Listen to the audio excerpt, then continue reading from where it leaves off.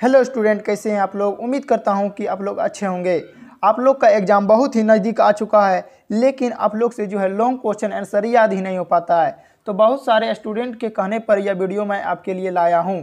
इस वीडियो में हम आपको लॉन्ग क्वेश्चन आंसर को याद करने का 6 घरेलू ट्रिक बताऊँगा, यानी पूरा का पूरा नया ट्रिक बताऊँगा, ताकि आपको क्वेश्चन आंसर याद करने में कोई कठिनाई हो। ठीक है, तो चलिए वीडियो को स्टार्ट करते हैं। देखिए, सबसे पहले हम आपको बता देते हैं कि बहुत सारे स्टूडेंट जो है कमेंट करके बोल रहे थे कि सर, जब हम लोग क्वेश्चन आंसर को पढ़ लेते हैं, पूरा याद कर लेते हैं, पूरा सिलेबस को पढ़ लेते हैं, लेकिन जब लोग क्वेश्चन आंसर को याद करने की कोशिश करते हैं तो हमसे याद नहीं हो पाता है। तो इसी प्रॉब्लम का सल्यूशन इस वीडियो में है, आप लोग पूरा अंत तक देखिएगा। देखिए, 6 नया ट्रिक लेकर आपके लिए आया हूँ कि लॉन्ग क्वेश्चन आंसर को बिल्कुल एग्जाम तक याद कैसे रखें। तो चलिए ट्रिक को स्टार्ट करते हैं। सबसे पहला ट्रिक मेरा रहेगा कि क्वेश्चन आंसर को देखकर डरे नहीं। ये मेरा पहला ट्रिक है कि क्वेश्चन आंसर को देखकर डरे नहीं। बहुत सारे स्टूडेंट क्या होते हैं कि लंबे लंबे क्वेश्चन आंसर को देख लेते हैं और देखने के बाद वह घबरा जाते हैं कि इतना लंबा क्वेश्चन हमसे याद नहीं हो पाएगा। अगर आप यहाँ पर हार मान लेते हैं, यानी डर जाते हैं, तो आपसे आधा प्रश्न आपसे याद नहीं होगा और आधा भी प्रयास करेंगे तो उसमें भी आपका छूट जाएगा। तो सबसे पहले आपको हम क्या बताएं कि क्वेश्चन आंसर को देखकर डरना नहीं है। ठीक है, उसके बाद दूसरा मेरा नया ट्रिक है। दूसरा ट्रिक मेरा है कि रीड टू का मतलब क्या होता है, कोडिंग भाषा में लिखा हूँ, यानी कि आप सबसे पहले क्वेश्चन आंसर को देखकर डरना नहीं। आपको देखेंगे आपकी लंबा क्वेश्चन आंसर है तो आप मन ही मन सोचना है, आपको मन ही मन कि हमें इस क्वेश्चन को पूरा याद करना है ताकि कुछ भी हो जाए। उसके बाद जब आप नहीं डरिएगा, उसके बाद रीड टू मतलब आप उसको जो है समझने का प्रयास कीजिए, क्वेश्चन आंसर को समझने का प्रयास कीजिए और 2 बार पूरा अच्छे से पढ़ लीजिए। ठीक है, तो ये भी ट्रिक आप लोग लागू करके देखिएगा। उसके बाद इसको लागू करने के बाद तीसरा ट्रिक मेरा आता है डिवाइड रूल।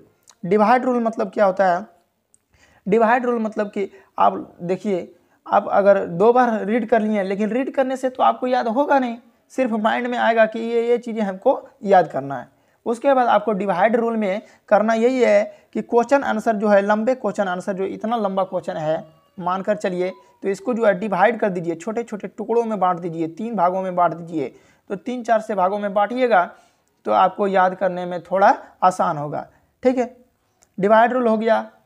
तो अब चौथा ट्रिक मेरा रहेगा लिखने का प्रयास करें। लिखने का प्रयास ज़्यादा से ज़्यादा करें ताकि आपको हमेशा के लिए ही याद करना है। एग्जाम तक आपको याद करना है ना, तो डिवाइड रूल से याद कर सकते हैं, लेकिन आपको हमेशा के लिए याद करना है तो लिखने का प्रयास कीजिए। क्योंकि जब अगर आप किसी भी क्वेश्चन को लिख देते हैं तो आपका 70% क्वेश्चन आपको याद हो जाता है। ठीक है, लिखने से होता है, सुनने से आपको याद नहीं होगा, लेकिन आपको लिखने से ज़्यादा याद होता है। इसीलिए आप लोग जो है लिखने का ज़्यादा से ज़्यादा रफ कॉपी में प्रयास कीजिए कि क्वेश्चन आंसर को लिखें। ठीक है, अगला प्रेजेंटेशन। प्रेजेंटेशन में आपको क्या करना है, देखिए प्रेजेंटेशन का मतलब क्या हुआ कि जब आप जो है क्वेश्चन आंसर को बिना डरना है, बिना नहीं डरना है उसके साथ। ठीक है, उसके बाद आपको जो है रीड 2 बार मतलब 2 बार पढ़ लेना है और उसके बाद डिवाइड रूल में भी तोड़ देना है और लिखने का भी प्रयास करना है। लेकिन ये जो 5वां ट्रिक है, यही आपको जो है एग्जाम में नंबर दिलाएगा। प्रेजेंटेशन मतलब लिखने की कला, आप उसको कैसे प्रेजेंट किए हैं, क्वेश्चन आंसर को कैसे लिखें, उसी को कहते हैं प्रेजेंटेशन। तो प्रेजेंटेशन के साथ आपको पढ़ना है, लिखना है, ताकि आपका एग्जाम में नंबर कटे नहीं। ठीक है, तो ये आपका 5वां ट्रिक है। और एक अंतिम में जो ट्रिक दे रहा हूँ वह रामबाण ट्रिक है। ठीक है, क्या है, रामबाण ट्रिक। तो आपको उसको याद करने के लिए एक नया ट्रिक है कि वॉइस रिकॉर्डिंग करके सुने। ऐसा ट्रिक आप जो है कहीं पर भी नहीं देखे होंगे, तो एक यही मेरा ट्रिक है कि वॉइस रिकॉर्डिंग को करके सुने। क्वेश्चन आंसर को सबसे पहले एक बार पहले वॉइस रिकॉर्डिंग कर लीजिए पूरा, उसके बाद उसको रिकॉर्डिंग करके हेडफोन लगा करके आपको 2 से 3 बार करके सुनना है। सुनने के साथ साथ आपको अपने अंदर जो छुपे हुए हैं उसको याद करना है। ठीक है, उसके बाद आपका जो है लॉन्ग क्वेश्चन आंसर याद हो जाएगा। तो यही ट्रिक मेरा था जो हम पिछले वर्ष एग्ज़ाम देने के बावजूद इसको जो है हम आपको समझा पाए हैं। मैं भी इसी तरह से याद करता था जो मेथड आपको हम बताए हैं। तो यह वीडियो आपको कैसा लगी तो वीडियो को भी लाइक कर दीजिए, चैनल को सब्सक्राइब कर दीजिए। और आप अगर मेरे चैनल पर पहली बार विजिट कर रहे हैं तो एक कमेंट करके ज़रूर बताइए कि यह वीडियो आपको कैसा लगा।